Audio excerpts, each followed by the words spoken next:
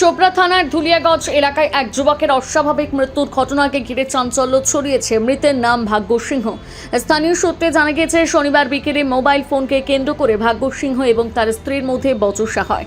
অভিযোগ, নিজের mobile phone খারাপ হয়ে যাওয়ায় তিনি স্ত্রীর মোবাইল ফোন ব্যবহার করতে চাইলে তা নিয়ে দুজনের মধ্যে বিবাদ বাধে।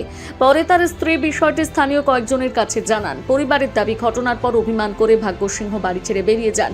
এরপর আর তিনি বাড়ি ফেরেননি। রাতে পরিবারের সদস্যরা বিভিন্ন জায়গায় খোঁজাখুঁজি করলেও তার কোনো সন্ধান মেলেনি। রবিবার সকালে এলাকার একটি চা বাগানে তার ঝুলন্ত দেহ দেখতে পায় স্থানীয় বাসিন্দারা। খবর পেয়ে চোপড়া থানার পুলিশ ঘটনাস্থলে পৌঁছে দেহটি উদ্ধার করে ময়না তদন্তের জন্য ইসলামপুর মহকুমা হাসপাতালের মর্গে পাঠায়।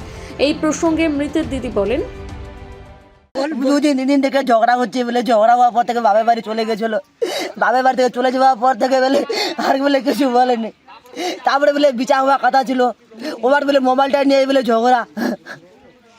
ও বলে মোবাইলটা দিচ্ছে না, এ মোবাইল চাচ্ছে, ও দিচ্ছে না। কে দিচ্ছে না?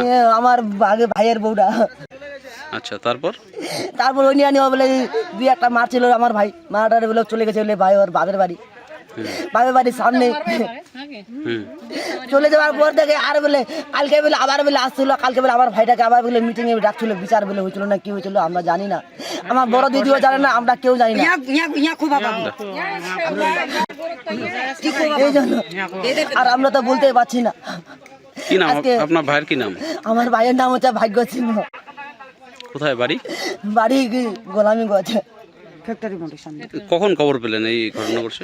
আমি তো পাইলাম খবর, আমি 7টা সাড়ে 7টার দিকে খবর পাইলাম আমি। পুলিশ একটি অস্বাভাবিক মৃত্যুর মামলা রুজু করে ঘটনার প্রকৃত কারণ জানতে তদন্ত শুরু করেছে।